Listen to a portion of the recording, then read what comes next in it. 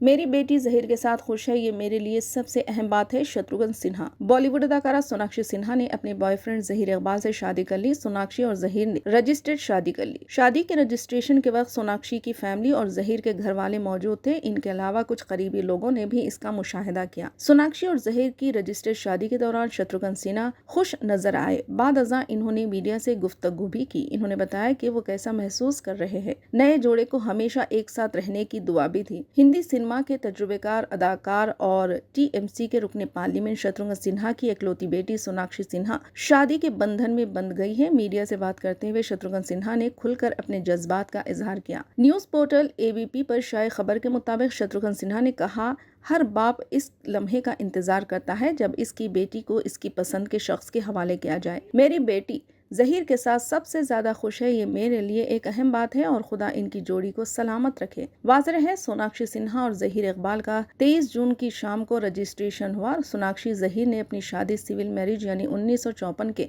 Special marriage act के तहत बांद्रा मुंबई में सोनाक्षी सिन्हा और जहीर इकबाल दोनों के खानदानों के अफराद और कुछ खास दोस्तों के दरमियान रजिस्ट्रेट कराई।